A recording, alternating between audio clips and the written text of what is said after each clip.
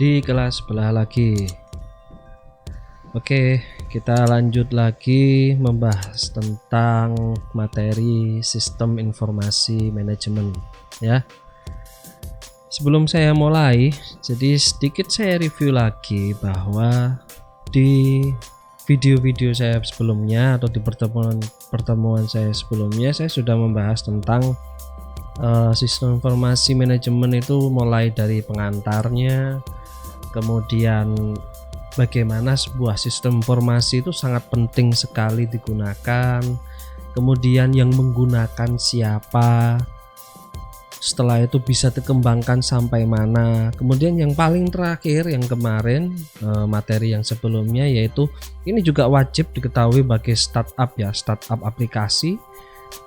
Harus wajib tahu, pasti semuanya menggunakan itu. Saya di situ membahas tentang teknik permodalan proses bisnis ya. Teknik permodalan proses bisnis di situ bagaimana sebuah startup harus mulai merencanakan, merancang sebuah sistem hingga bisa dibuatkan ke arah aplikasinya dari sistem tersebut. Di situ menggunakan tools yang namanya salah satunya adalah diagram proses atau diagram proses bisnis, atau juga flowchart, atau juga data flow diagram dan lain sebagainya. Nah, itu salah satu alat atau tools yang digunakan untuk bisa merancang sebuah sistem secara beruntun. Nah, kira-kira seperti itu ya. Itu di materi-materi dan video saya sebelumnya. Untuk kali ini saya akan mencoba melanjutkan lagi. Nah, ini tidak kalah pentingnya juga. Jadi startup juga tahu. Startup juga wajib tahu ini.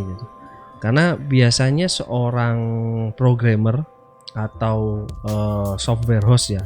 Apabila ada yang belum tahu apa itu software house, jadi sebuah perusahaan di mana kerjanya adalah merancang dan membuat software, di mana hasil rancangan itu tentunya melalui beberapa tahapan.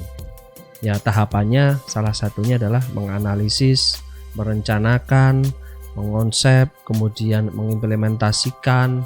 Apabila belum sesuai dengan sistem yang diinginkan, ya otomatis harus redesign lagi dan lain sebagainya. Nah, kali ini saya akan mencoba membahas detail bagaimana sebuah sistem bisa dirancang. Jadi di sini saya membahas subbab yang akan saya angkat adalah pengembangan sistem. Nah, karena panjangnya materi, nanti saya bagi menjadi dua, yaitu bagian pertama dan bagian kedua. Oke, kira-kira seperti itu. Kita langsung masuk saja ke materinya, yaitu pengembangan sistem.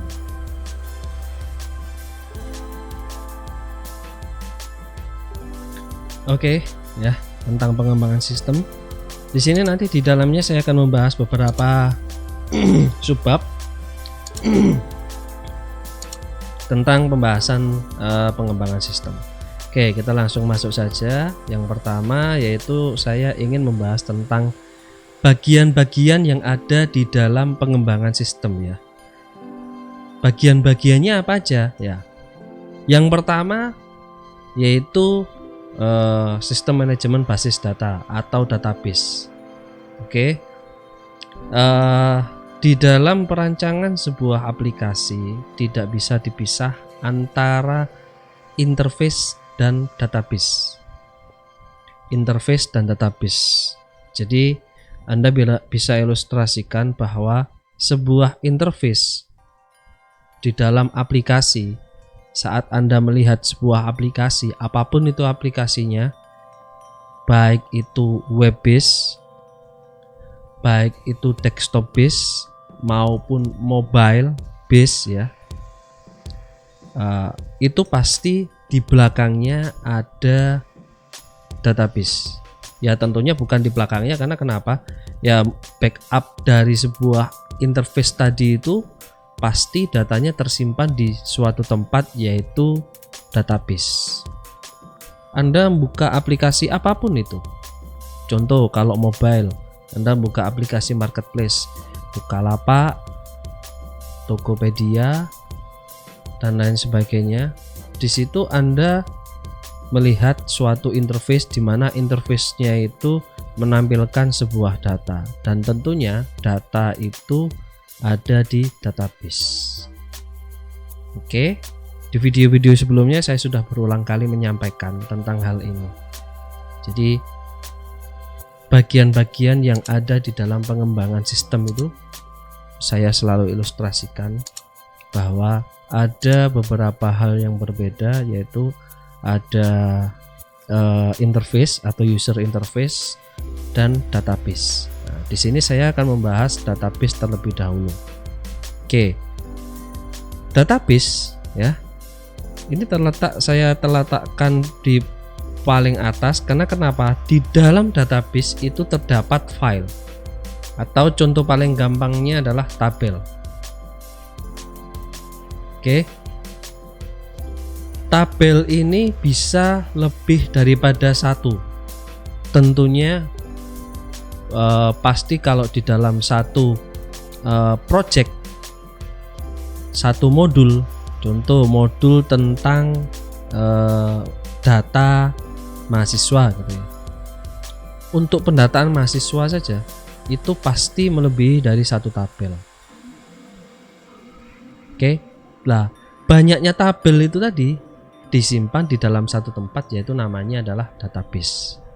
Kok bisa pendataan untuk mahasiswa kok lebih daripada satu tabel? Anda silakan ilustrasikan, bayangkan ya.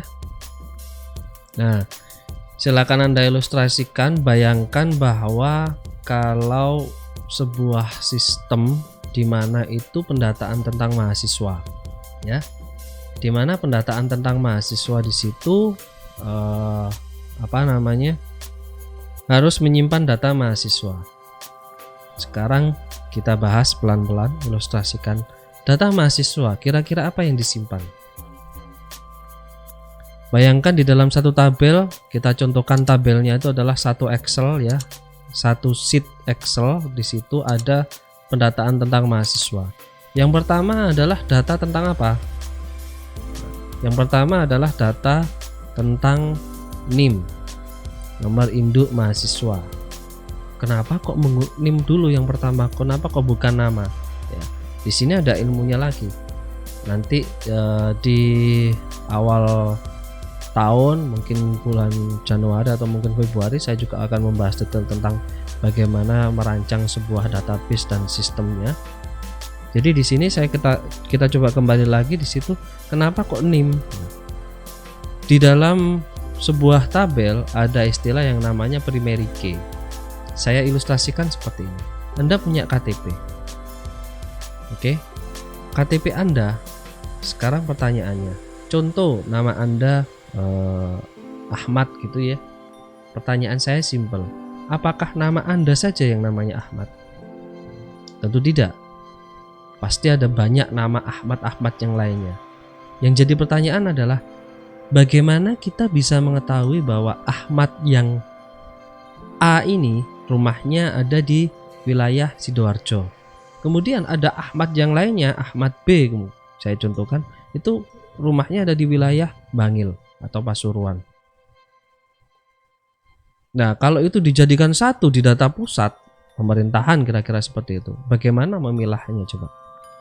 Makanya ada suatu nilai atau kode-kode yang memang dikeluarkan untuk memilah agar menjadi suatu nilai sebagai indikator agar tidak terjadi redundant atau kesamaan. Makanya keluarlah istilah yang namanya adalah nomor induk keluarga. Disitulah yang disebut adalah primary key. Ya, lah, oke, itu yang pertama. Ada NIM NIM mahasiswa ya, nomor induk mahasiswa. Kemudian ada apa lagi? Nama. Kemudian ada apa lagi? Tanggal lahir atau tempat lahir dulu, kemudian tanggal lahir dan lain sebagainya. Itu diletakkan pada satu tabel yang sama, atau kalau Anda bisa mengilustrasikan itu diletakkan di satu Excel, di mana Excelnya di sheet 1. Oke, data tentang informasi murni mahasiswa ya. Oke. Pertanyaan selanjutnya, tentang data mahasiswa kira-kira apa lagi yang perlu diketahui? Dia masuk tahun kapan, kira-kira seperti itu ya. Dia jurusannya apa gitu ya. Kemudian dia masuk fakultas apa, kira-kira seperti itu. Lah, data tersebut dimasukkan di mana? Apakah di data yang berbarengan dengan NIM, nama, tempat lahir, tanggal lahir, kemudian ada jurusan gitu? Nah, disinilah pentingnya pengembangan sistem. Kenapa kok saya bilang dari awal pendataan mahasiswa itu saja lebih dari satu tabel? Di sini apabila saya yang merancang itu saya pisah. Pisahnya gimana? Di tabel tertentu, ilustrasinya tadi di sheet 1 itu adalah data biodata tentang mahasiswa. Di sheet 2 saya membuat sheet lagi di mana datanya adalah tentang NIM mahasiswa atau tabel kedua ya. Sheet 2 atau tabel kedua. Di situ isinya adalah NIM, kemudian jurusan, kemudian angkatan. Terus namanya mana? Nah, di tabel kedua nih, di tabel kedua ini tabel pertama tadi biodata mahasiswa. Di tabel kedua ini biodata tentang identitas mahasiswa di mana yang berhubungan dengan perguruan tinggi. Dia masuk jurusan mana, fakultas mana, kira-kira seperti itu ya. Lah, kok tidak ada namanya di sini? Kok cuman ada data data NIM, data jurusan, data fakultas? Ya, karena kenapa? Fungsinya tadi saya kembali ke yang namanya primary key NIM. Dari dua tabel ini, foreign key-nya atau penghubungnya itu adalah NIM. Jadi di tabel biodata siswa dipastikan tidak ada NIM yang double, harus dipastikan. Di data ini pun yang biodata tentang identitas mahasiswanya tadi, dia jurusan mana, fakultas apa, itu juga tidak boleh ada double data atau kesamaan data, harus primary key. Nah, dari dua tabel ini kita bisa menghasilkan suatu report. Kita bisa menghasilkan suatu report. Dari data di sini juga kita bisa tampilkan di user interface yang tadi saya bilang. Ya, bisa tergambar ilustrasinya. Jadi di sini masih ngomong tentang database. Oke ya. Di sini ada database, di sini ada user interface. Jadi user interface tampilan yang muncul ini mengambil data dari database. Oke. Itu ilustrasinya. Kenapa database harus ada, kenapa interface harus ada. Di video sebelumnya saya janji sebetulnya membuat untuk ilustrasi tentang ini. Ya sedang proses tapi belum selesai. Ya, doakan saja agar biar cepat selesai. Tentunya kalau banyak yang lihat, banyak yang membutuhkan, tentu saya juga semangat untuk bisa segera menyelesaikan. Karena hal-hal yang semacam ini kita harus pelajari juga, tidak harus dalam banget tetapi minimal harus tahu, karena ke depan kita tidak bisa tidak bersahabat dengan hal-hal yang seperti ini. Oke, kita kembali lagi ke materinya. Nah, di sini database, kemudian ada file ya atau tabel. Oke, yang tadi saya contohkan. Ada dua tabel, kemudian di bagian tabel itu ada record ya. Ada record itu barisnya. Oh, namanya Ahmad, Muhammad, Bagus, Joko dan lain sebagainya. Ada berapa mahasiswa record. Jadi recordnya atau barisnya ya. Nah, tentunya dalam satu tabel yang tadi saya bilang ada satu tabel biodata mahasiswa tadi itu ya, ada NIM-nya nanti. Nah, ini ada field data item ya. Field data item ini kolom-kolomnya. Kolomnya tadi ada apa aja? Ada kolom NIM, ada kolom nama, ada kolom tempat lahir, tanggal lahir dan seterusnya. itu fieldnya, itu kolomnya ya. Kemudian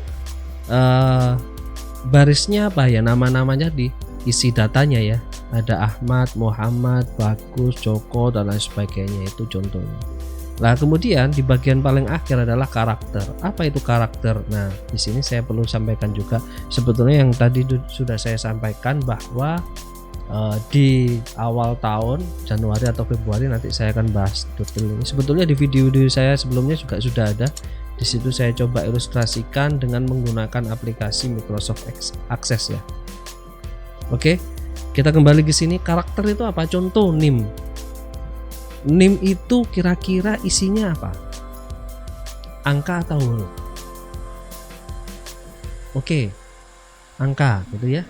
Nah, apabila angka, berarti kita harus patenkan kolom itu tidak boleh diisi selain selain angka.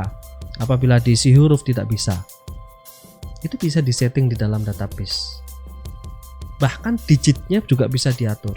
Digitnya harus 6 digit, tidak selebih dari 6 digit atau kurang dari 6 digit tidak bisa. Bisa disetting. Nah disitulah penentuan karakter. Contoh nama isinya harus apa?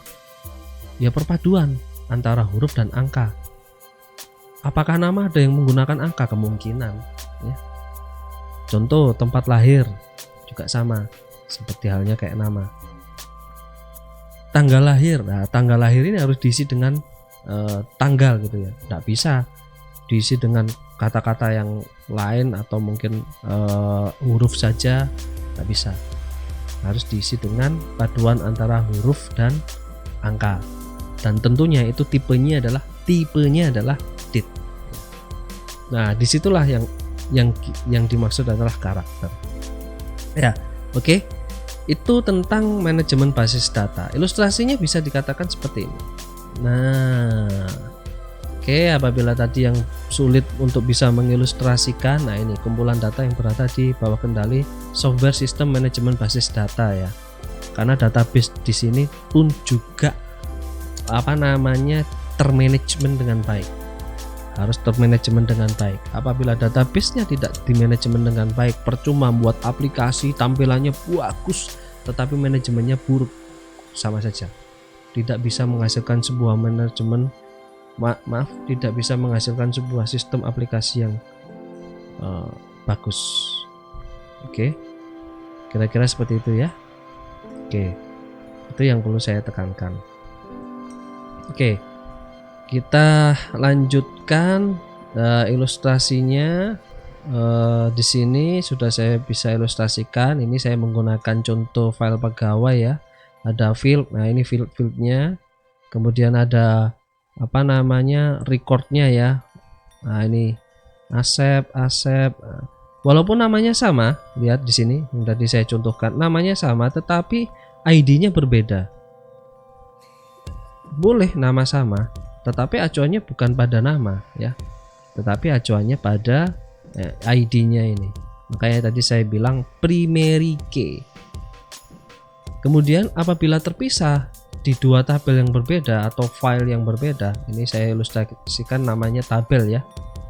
Karena di sini secara teori memang menyebutnya file, tetapi secara prakteknya kita menyebutnya aplikasi yang kita gunakan itu tabel.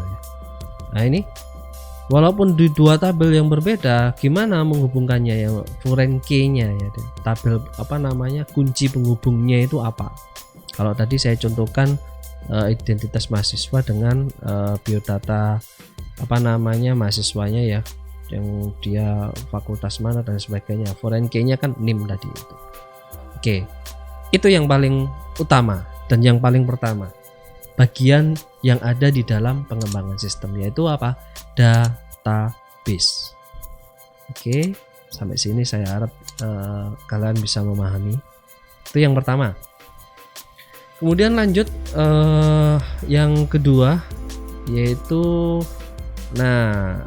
application interface, baik itu inputnya maupun outputnya ya. Sebetulnya kalau saya tadi bilang interface, untuk bisa membuat interface itu banyak tools yang bisa digunakan. Di sini saya menyutukan ada API, ada GUI dan lain sebagainya. Nah, di sini saya coba jelaskan secara simpel. Tidak ada kata-kata teks yang memang saya jelaskan secara teori di sini. Saya ilustrasikan semua. Di sini kita saat membuat sebuah aplikasi ya kita desain pastinya. Tampilannya seperti apa? Oh, nanti akan ada grafik ini nanti tampilannya seperti apa? Oh, ada datanya nanti kita ambil dari database-nya yang mana lah, kira-kira seperti itu. Ini kita desain dulu. Ya tentunya sebelum mendesain ini juga dibarengi dengan tabelnya atau database-nya. Nah di sini kita bisa, saya coba ilustrasikan di sini API ya. Di sini kita bisa lihat ada web apps-nya, application-nya, mobile-nya, kemudian mobile-nya akses kemana, kemudian nanti koneksi dengan database dan lain sebagainya. Kira-kira seperti itu. Dan ini tidak bisa terpisahkan gitu. Makanya di video sebelumnya atau di materi sebelumnya juga saya sering sampaikan, interface itu yang cuma Anda lihat, yang cuma Anda install. Coba saya pertanyaan simpel aja, Anda waktu menginstal aplikasi di handphone Anda bisa download bebas kan? Di Play Store atau di Apple Apps atau dan lain sebagainya, Anda bisa download bebas, Anda install. Apakah aplikasi tersebut akan rusak saat kita ganti HP? Tidak. Apakah aplikasi tersebut akan hilang sehingga orang yang lainnya tidak bisa mengakses? Tidak. Karena kenapa? Aplikasi tersebut pun itu tersimpan di dalam database. Nah terus, aplikasi yang tampilan apa? Ya itu App Store-nya itu adalah user interface, di mana apabila Anda ingin mengaksesnya akan diambilkan softwarenya. Itu saja sudah ketemu interface Anda, di mana aplikasinya sendiri itu tersimpan di database-nya milik App Store. Yang pertama. Oke, ilustrasi yang berikutnya, Anda menginstal contoh Facebook gitu ya. Anda contoh menginstal Facebook gitu ya.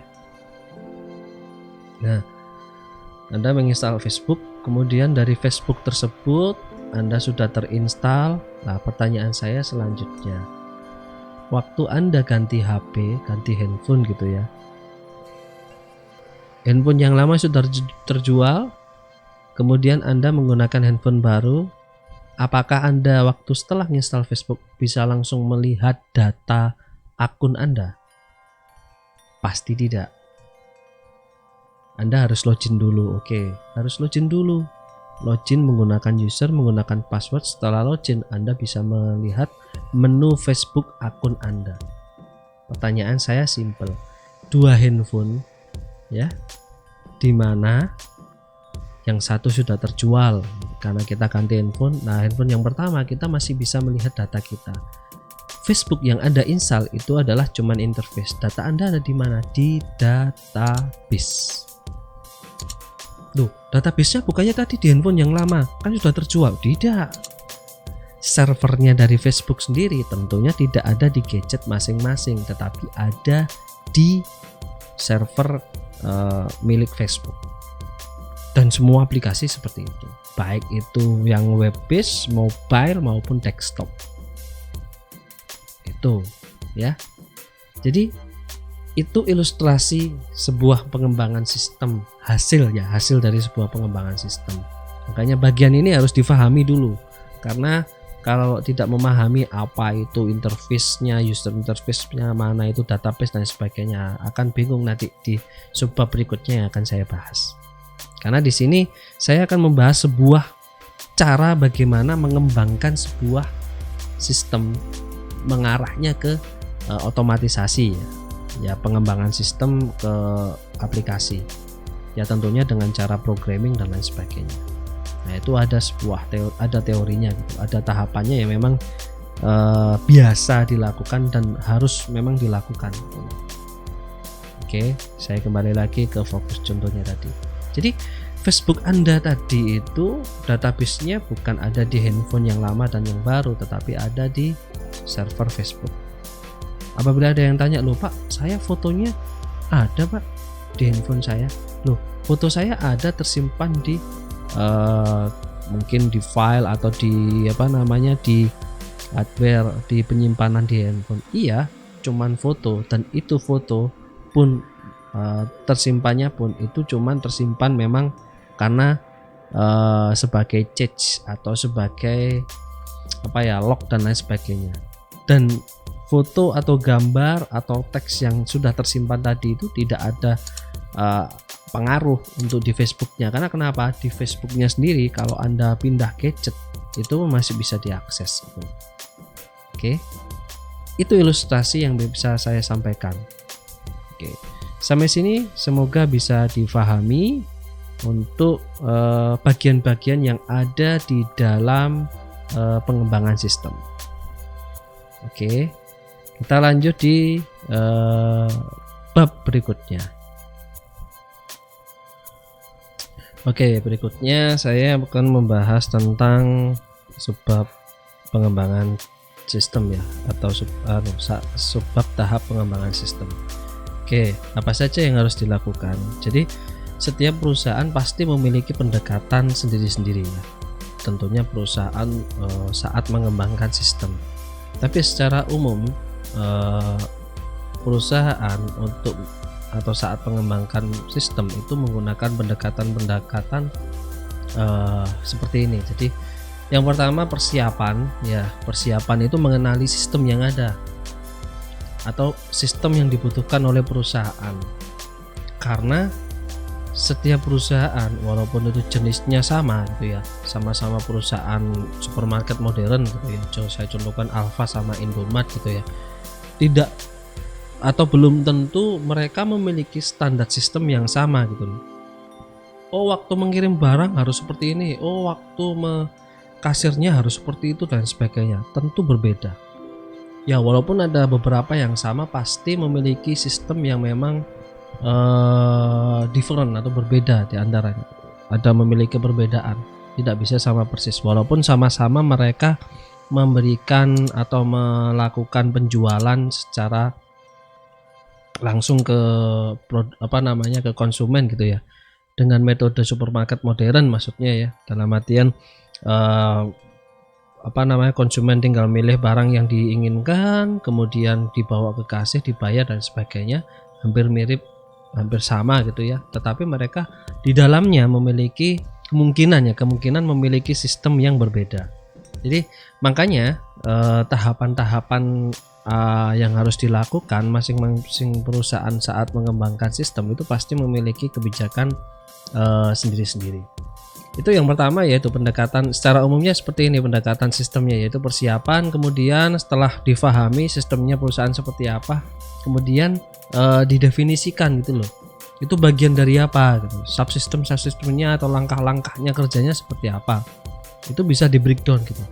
Contoh untuk transaksi penjualan itu bisa terbagi dua gitu, penjualan yang grosir dan penjualan yang end user, bisa dikatakan seperti itu. Dan itu apakah sama nanti sistemnya? Berbeda. Kalau grosir pembeliannya harus berapa, ketentuan barangnya harus seperti apa, kira-kira seperti itu. Kalau end user barangnya harus seperti apa, pembeliannya harus seperti apa, kira-kira. Nah itu kebijakan-kebijakan perusahaan masing-masing memiliki peraturan sendiri-sendiri ya, memiliki standar sendiri-sendiri. Makanya selalu saya sampaikan bahwa sebuah perusahaan itu harus memiliki kebijakan, harus memiliki standar. Dari standar tersebut pasti memiliki tujuan gitu, memiliki outputnya nanti akan seperti apa gitu. Apabila tidak memiliki standar, tidak memiliki kebijakan, ya perusahaan itu tidak memiliki tujuan apa-apa ke depannya gitu. Jangan bilang kita memiliki prospek, kita memiliki perusahaan yang ingin berkembang, nggak bisa gitu. Itu yang memang sering saya sampaikan dan sering saya lakukan saat saya menghadapi perusahaan-perusahaan atau mengerjakan proyek-proyek dalam pengembangan sistem yang saya sering lakukan. Oke, kita kembali ke sini pendekatan sistemnya. Setelah persiapan kemudian didefinisikan. Nah, dari situ kita bisa memberikan solusi-solusi yang memang dibutuhkan apabila dalam sistem perusahaan tersebut kurang sempurna atau kurang baik atau kurang sesuai dengan keinginan perusahaan itu sendiri. Oke. Nah, kira-kira apabila kita breakdown seperti ini ya, mulai dari persiapan, pendefinisian, kemudian kita berikan solusi. Apa saja kegiatannya? Ya inilah, kita bisa contohkan step per step ya. View a firm as a system, recognize environmental system, identity the firm's subsystem. Nah, ini kita mengetahui dulu ya, view a firm as a system. Jadi kita mengetahui ya sistem perusahaannya seperti apa, recognize environment sistemnya, kemudian kita identity subsistemnya dari perusahaan itu sendiri. Kemudian setelah kita pahami sistemnya, alurnya nanti akan dibuat seperti apa, baru nanti kita definisikan gitu loh. Oh, nanti berarti prosedurnya nanti kita arahnya ke sini, ini berhubungan dengan departemen ini berhubungan dengan bagian inilah, kira-kira seperti itu. Nah, kemudian apabila ditemui suatu masalah gitu ya, nah masalahnya kurang baik atau sistemnya kurang sempurna atau kurang terintegrasi lah, kita tawarkan solusi-solusi. Nah, perusahaan pasti memiliki, oh iya ya, ternyata kurang terintegrasi antara departemen satu dengan departemen yang lainnya, gimana, ada solusi nggak? Nah, itulah, cari solusi dan sebagainya. Nah, select the best solution. Nah, itu yang paling inti ya. Kemudian setelah terpilih ya diimplementasikan solusinya. Nah, tentunya saya di sini solusi ini ya tidak kita serta-merta selesai gitu loh, sesuai atau tidak lah, itu nanti direview lagi. Kira-kira seperti itu kalau di tahap pertahapnya. Nah, ini each part of the system is analyzed in sequence. Jadi gini, yang perlu saya tekankan di sini, standar dan output. Sebuah perusahaan itu pasti harus memiliki standar. Apabila tidak memiliki standar, atau saya contoh paling gampangnya bahasanya adalah kebijakan ya. Kebijakan. Jadi sini loh, standar dan output. Standar ini tujuannya kan ke outputnya. Nanti akan menghasilkan apa, ingin seperti apa gitu. Ini yang paling utama gitu loh. Kemudian dari sini nanti lihat manajemen information processor, transformation processes, output resource-nya, input resource-nya seperti apa, itu kita bisa tekankan. Karena kenapa? Kuncinya ada di sini gitu loh, kalau saya ilustrasikan. Jadi dari bahkan sebelumnya saya selalu tekankan, apakah teknologi itu penting? Apakah semua permasalahan dalam perancangan sistem itu harus menggunakan teknologi? Tidak. Itu yang saya ingin tekankan. Loh, kan perancangan sistem itu memang dominan pasti menggunakan teknologi, iya. Tetapi tidak semuanya teknologi itu membantu gitu loh. Harus tetap dilakukan hal-hal yang sedikit manual gitu. Contoh, di video-video sebelumnya saya juga sering contohkan hal ini juga gitu. Saya pernah disuruh merancang sebuah sistem payroll atau pengajian, di mana untuk kegiatan project gitu ya, project di satu perusahaan yang memang besar, di mana project perusahaan BUMN ya, intinya itu adalah untuk absen tukang gitu ya. Saya sering contohkan ini, wah suruh buatkan pakai Finger dan sebagainya, Bapak tahu sendiri, sering saya ceritakan ini, tukang-tukang itu kan yaitu kan tangannya kasar, ngapal dan sebagainya. Itu kalau di mesin mau pakai yang biasa-biasa aja, Finger mau ditempel cuma puter balik ya, maaf ini beliau ini kan pekerja ya kasar ya, maksudnya itu barang-barang atau hal-hal yang mereka pegang itu kan barang keras semua ya, kemungkinan mempengaruhi fisik mereka, khususnya finger mereka gitu loh.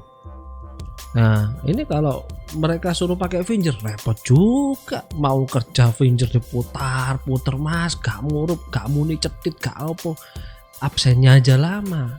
Apakah sistem itu terbaik? Tidak. Akhirnya sistem yang memang dirancang agar bisa membantu lebih cepat malah tidak baik gitu loh. Loh, kenapa? Ya itu tadi, kita harus memahami hal mau nggak mau, kenapa harus dengan cara yang lainnya. Face, wah teknologinya Face bagus sekali. Kalau apabila sesuai enak. Face itu kan kadang ya gitu. Ada mesin yang memang Face itu ya namanya juga gitu ya, pengaruh wajah hitam gitu dengan wajah putih, pengaruh pakai topi dengan tanpa topi itu identifikasinya juga berbeda gitu. Pakai kacamata dengan tanpa kacamata dan sebagainya itu juga pengaruh gitu loh. Itu makanya selalu saya tekankan saat merancang sistem, khususnya untuk perusahaan, pengembangan sistem, ya jangan selalu semua didominasi masuk teknologi semua, nggak bisa gitu. Ada beberapa hal yang memang tidak bisa dipaksakan untuk diotomatisasi gitu. Makanya jangan terlalu dipaksa, ditekankan untuk bisa diotomatisasi. Makanya tadi yang saya garis bawahi bahwa tidak semuanya pengembangan sebuah prosedur atau sistem harus menggunakan teknologi. Tidak, itu yang saya garis bawahi di situ. Gitu ya. Oke. Sekarang metode apa saja yang bisa kita gunakan? Kalau tadi sebelumnya tahapan-tahapan gitu ya. Lah untuk bisa menerapkan tahap-tahap tersebut, kita memiliki beberapa metode. Metode yang pertama yaitu SDLC atau System Development Life Cycle. Seperti apa itu ya? Jadi SDLC ini beberapa kegiatan yang memang harus dilakukan secara beruntun ya. Mulai dari merencanakan, kemudian menganalisis, kemudian didesain, terus kemudian diimplementasikan, dan yang terakhir digunakan. Dan ini berputar terus. Direncanakan, dianalisis, didesain, diimplementasikan, digunakan kurang lagi, direncanakan lagi untuk dibetulkan, dianalisis, didesain, dan seterusnya seperti itu. SDLC ini. Itu yang memang yang bisa dilakukan. Nanti kita jabarkan satu persatu karena ada satu metode yang memang paduan dari beberapa metode gitu ya. Rencanakan itu seperti apa, analisis itu seperti apa gitu ya, desain, implementasinya ya yang tadi juga saya sampaikan ya, merencanakan terus habis itu menganalisisnya seperti apa, desainnya dan lain sebagainya. Oke, itu metode yang pertama. Kemudian metode yang kedua ini prototyping. Nah, prototyping ini simpelnya seperti ini. Langsung membuat contoh bentuknya gitu ya. Walaupun belum jalan tetapi membuat contoh bentuknya jadi seperti apa. Itu prototyping. Nah, sedangkan prototyping sendiri itu terbagi jadi dua gitu. Ada evolusioner sama persyaratan gitu ya.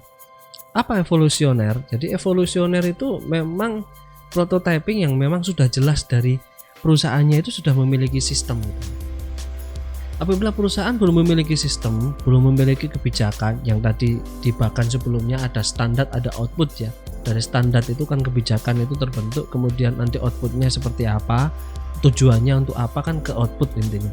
Apabila perusahaan sudah memiliki kebijakan atau standar, dan tentunya kebijakan itu bertujuan untuk pengembangan perusahaan dan sebagainya, itu bisa gitu loh. Mudah, itu menggunakan metode prototyping evolusioner.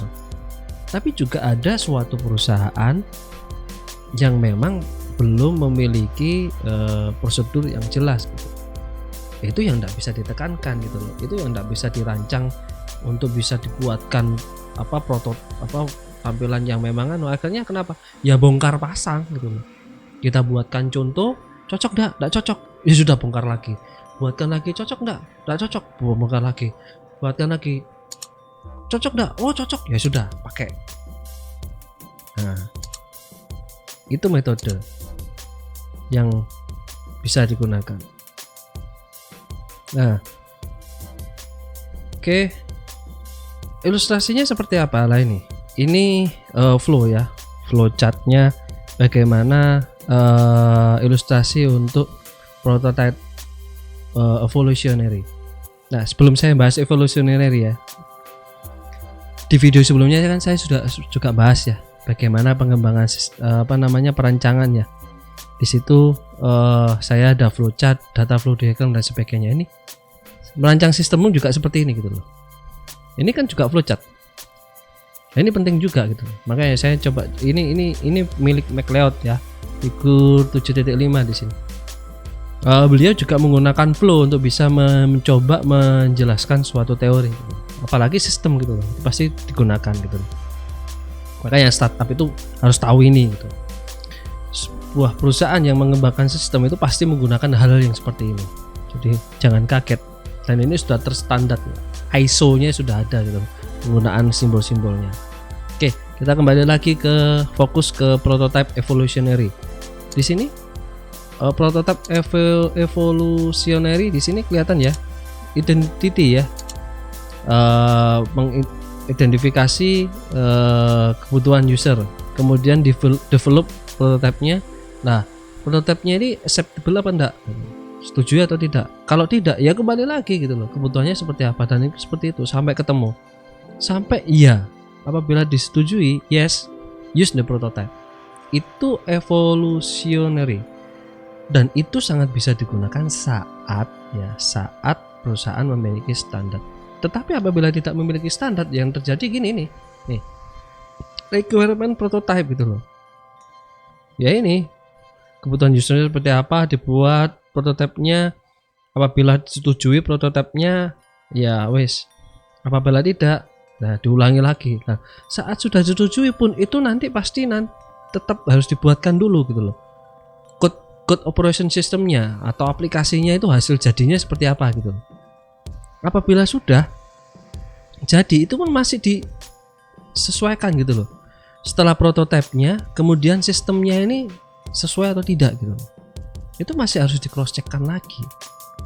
Inilah sulitnya apabila perusahaan tidak memiliki kebijakan atau standar gitu loh.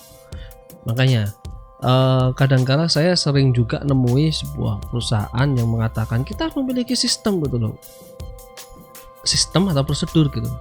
Ya orang banyak paham prosedur itu apa, sistem itu apa gitu ya. Tetapi kalau saya lebih menekankan gini, prosedur itu bagian dari potongan-potongan kegiatan gitu loh. Ya kalian mungkin lebih paham tentang ini ya, dan sangat paham sekali mungkin prosedur dan sistem itu apa. Tetapi sistem itu berbeda dengan prosedur gitu loh. Sistem itu sebuah kompleksitas gitu. Jangan pernah Anda bilang kita memiliki sistem, tetapi saat Anda mengerjakan sesuatu itu tidak bisa Anda tinggal gitu. Bos suatu perusahaan gitu, mau jalan-jalan masih mikirkan pekerjaan gitu. Berarti mereka tidak menanamkan sistem di dalam usahanya dengan baik gitu. Kalau sistem itu sudah berjalan dengan baik, ya sudah otomatis sistem itu ya seperti kayak roda-roda gitu ya. Apabila satu gear bergerak, ya gear yang lainnya juga bergerak. Nah itu prototype requirement kita. Itu yang memang kendalanya halnya seperti ini salah satu metode yang bisa digunakan ya untuk bisa mengembangkan sebuah sistem. Kemudian ini ada RAD juga, rapid test. Kok corona ya kira. Rapid application development ya. Nah ini ya mengembangkan sebuah sistem aplikasi tetapi dengan cara cepat. Nah ini metode ini sering saya gunakan saat saya mengembangkan sebuah sistem yang memang patternnya memang jelas dan itu sering berubah-ubah. Contohnya simpelnya gini, saya merancang sistem yang menggunakan metode RAD ini biasanya itu saat merancang sistem yang berhubungan dengan sistem yang memang langsung berhubungan dengan aturannya langsung berhubungan dengan kebijakan pemerintah. Contohnya kayak pajak gitu ya. Sistem pajak itu ya suka enggak suka ya kayak gitu itu ya, namanya juga kita masih harus mematuhi pemerintah gitu ya, aturan kebijakan pemerintah, pajaknya seperti apa dan sebagainya. Ya merancang sebuah sistem yang saya gunakan waktu yang saya buat itu menggunakan metode RAD ini saat saya merancang sebuah sistem yang berhubungan dengan kebijakan pemerintah seperti halnya pajak. Karena menyusun sistem khususnya di bidang pajak itu susah-susah gampangnya kenapa? Saat sudah kita merancang sebuah sistem gitu ya, padahal merancang sebuah sistem itu waktunya juga enggak sebentar gitu loh. baru jadi aturan baru muncul gitu loh. Sudah jadi, wah sip, sudah sesuai dengan aturan yang per tanggal Januari contoh. Lah kok bulan Juli aturan berubah lagi. Nah itu hal yang memang biasa, karena kenapa ya, pemerintah dengan berbagai kondisi dan lain sebagainya pasti harus menyesuaikan kebijakannya, karena mungkin kondisi perekonomian dan sebagainya. Nah kita pun perancang sistem juga seperti itu, akhirnya baru jadi. Makanya ada hal yang memang harus kita lakukan dengan cepat. Nah kalau saya saat menggunakan metode RED ini, saya biasanya menggunakan tim yang sedikit banyak, yang agak banyak gitu loh. Karena kalau enggak banyak, enggak cepat gitu loh. Kalau saya menggunakan tim yang sedikit, lama, baru selesai aturan baru keluar. Aduh, capek gitu loh. Nah, hal-hal yang seperti ini yang memang kita, nah ini di dalam pengembangan teknologi, yaitu suka dukanya seperti itu. Itu metode yang ketiga ya, SDLC, prototyping, kemudian RED. Dan ini bisa digunakan sesuai kondisi yang dibutuhkan saat mengembangkan sistem. Oke. Kemudian pilihan metode yang berikutnya adalah pengembangan berfase. Di sini adalah paduan antara SDLC, prototyping, dan RED itu sendiri. Nah, di mana pendekatannya di sini dijadikan 6: investigasi awal, analisis, desain, konstruksi awal, konstruksi akhir, pengujian dan pemasangan sistem. Ya, dari tadi juga sudah saya coba jelaskan apa saja yang dilakukan. Nah, kira-kira kegiatan apa saja yang dilakukan mulai tahap 1 investigasi awal sampai pengujian ya. Nah, ini contoh-contoh kegiatannya. Coba poin-poinnya. Nah ini kan investigasi awal, mempelajari kan. Nah tadi sudah saya sampaikan, mendefinisikan tujuan, hambatan, risiko. Nah ini kan juga mengevaluasi proyek dan sebagainya. Nah kelayakan sistemnya seperti apa, lah sistemnya. Nah ini memahami dulu gitu loh yang ada. Setelah diinvestigasi, kemudian dianalisis. Nah ini analisisnya bertahap gitu loh. Analisis, oh ini berhubungan dengan apa, oh ini berhubungan dengan apa, dan sebagainya. Ini ilustrasinya seperti ini. Setelah dianalisis, kemudian baru didesain. Oh modulnya ini penjualan, oh modulnya ini pembelian, oh modulnya apa, payroll, dan lain sebagainya. Didesain seperti itu gitu loh. Nah, kemudian setelah didesain baru ya ini konstruksi awalnya ya, menguji softwarenya dibuat, kan sudah didesain, aplikasinya sudah jadi, baru dites gitu loh. Softwarenya, hasil aplikasinya seperti apa, dites gitu loh. Ya tentunya harus diinformasikan ke penggunanya gitu loh, harus ada umpan balik gitu. Kurang apa, harus diapain lagi dan sebagainya. Ini konstruksi awal, kemudian juga ada konstruksi akhir, di mana konstruksi akhir itu mengintegrasikan ya. Karena kemungkinan ada modul-modul gitu. Maksudnya modul-modul seperti ini, contoh. Saat kita merancang sebuah sistem di mana kita bisa menemui beberapa bagian atau kegiatan yang memang sama dan itu bisa digolongkan dalam satu golongan. Contoh, saya contohkan modul di sini adalah ada dua modul yang paling simpel yang kita semua tahu. Ada modul penjualan dan modul pembelian. Duh, kenapa kok itu disebut suatu modul gitu ya? Sebuah sistem pembelian gitu ya. Karena di dalam sistem pembelian di situ ada subsistem. Subsistem pesanan pembelian, subsistem penerimaan barang gitu ya. Subsistem faktur pembelian, subsistem retur pembelian, subsistem pelunasan pembelian gitu ya. Pelunasan utang pembelian. Nah, ini subsistem apabila dijadikan satu, ini menjadi satu kesatuan sistem pembelian. Oke, di mana sistem pembelian ini sama halnya disebut dengan satu modul pembelian. Bisa difahami sampai sini ya. Nah, sedangkan di salah satu sisi yang lainnya ada modul penjualan, juga sama. Ada pesanan penjualan, ada surat jalan, ada faktur penjualan, ada retur, ada pelunasan penjualan, dan lain sebagainya. Itu loh yang dimaksud dengan modul. Lah, hubungannya antara satu modul dengan modul yang lainnya seperti apa gitu. Itu konstruksi akhir gitu. Kalau konstruksi awal ini cuma bahas satu modul saja berjalan dengan baik, atau satu sistem saja jalan dengan baik.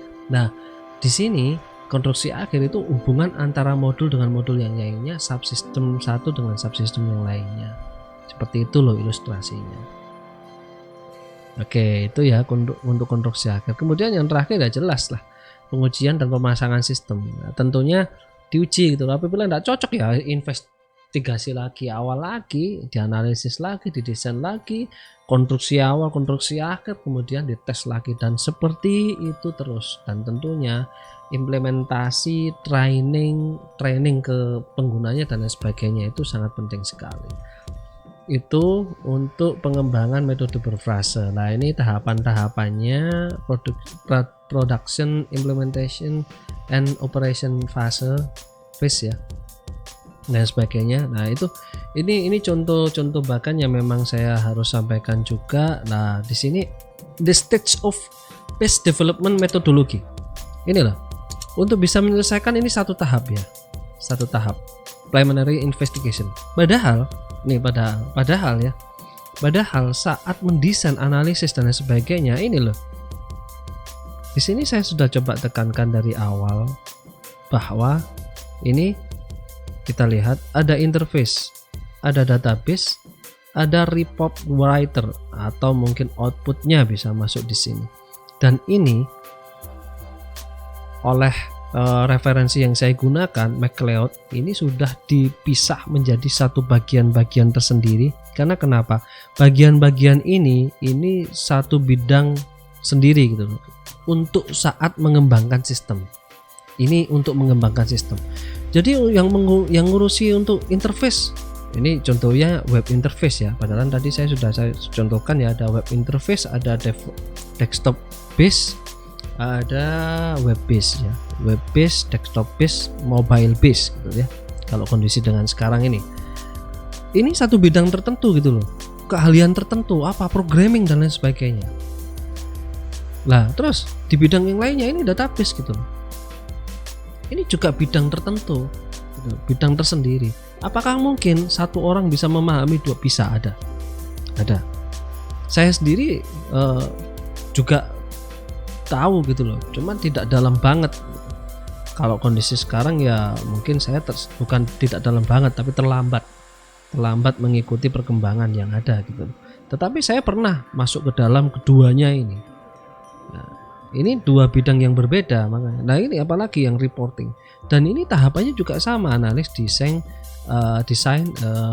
preliminary, user review gitu dan lain sebagainya. Cocok masuk, tidak cocok putar lagi, tidak cocok putar lagi, cocok masuk, dan akhirnya apa yang terjadi? Final construction. Nah, kira-kira seperti itu pengembangan berfrase.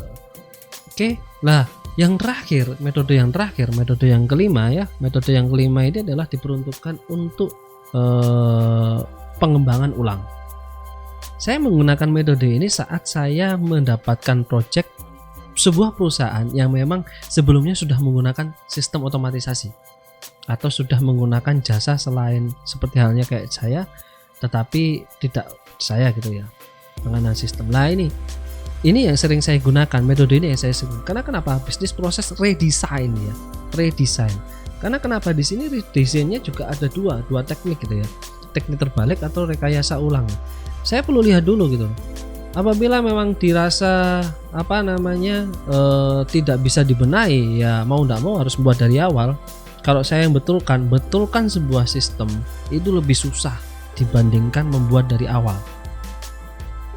Karena kita ketahui sendiri, apapun lah lebih mudah bongkar daripada membuat kan gitu. Membuat ngerancang, betulkan ya seperti itulah. Itu seperti sudah seperti kayak hukum alam. Makanya saya selalu lihat dulu gitu. Apabila memang bisa direkayasa ulang, saya rekayasa ulang gitu. Apabila tidak memungkinkan, ya sudah, ya rekayasa terbalik gitu ya. Maksudnya ya mohon maaf, apabila tidak bisa rekayasa terbalik ya harus rekayasa ulang, bongkar semua gitu.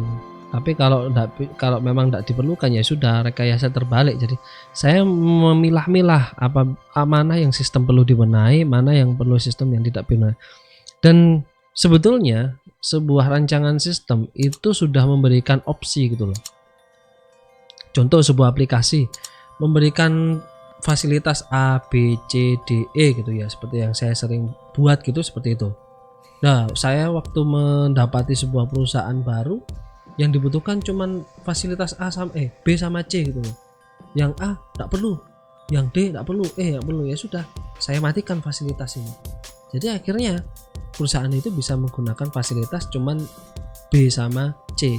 Loh, kenapa kok seperti itu? Ya memang kondisinya perusahaan beda-beda gitu. Oh saya nggak perlu surat jalan, toko kayak gini mau membuat surat jalan pegawainya leren nambah mana, akan repot kan gitu loh.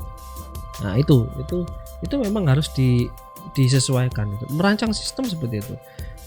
Nah, makanya metode ini saya gunakan saat itu tadi mendapatkan project yang memang awalnya sudah pernah menggunakan sistem otomatisasi. Oke. Jadi yang perlu saya garis bawahi di sini adalah saat mengembangkan sistem selalu saya tekankan apakah teknologi itu penting. Saat merancang sebuah sistem kebijakan dibantu dengan otomatisasi sistem, apakah harus teknologi masuk semuanya? Tidak. Apakah semua bisa terotomatisasi? Tidak. Jangan selalu terpaku dengan otomatisasi, karena kenapa? Ada beberapa hal, ada beberapa kegiatan yang memang tidak bisa dipaksakan untuk diotomatisasi gitu. Harus difahami betul gitu. Contohnya banyak, saya selalu ngasihkan contoh yang kalau Anda lihat video saya di video-video sebelumnya yang tukang gitu ya, tukang pakai fingerprint itu kan contoh yang memang sebuah sistem sebetulnya apabila berjalan sangat bagus, tapi kalau tidak jalan ya mampus gitu loh, tidak bisa jadi cepat malah jadi lambat gitu. Itu jadi bermasalah juga. Jadi yang saya garis bawahi sangat tebal sekali saat merancang sistem, pahami sistem yang ada dan dibutuhkan oleh perusahaan. Dan tentunya sebuah usaha atau perusahaan penting sekali memiliki standar atau kebijakan yang jelas. Kebijakan dan standar yang memiliki tujuan untuk perkembangan perusahaan. Apabila tidak memiliki hal itu, percuma apabila ingin dikembangkan sistemnya, dikembangkan otomatisasinya dan lain sebagainya. Karena kenapa? Tidak memiliki tujuan yang jelas bagaimana sistem berjalan dengan baik, sesuai dengan tujuannya gitu. Kira-kira seperti itu. Oke, itu aja yang perlu saya tekankan.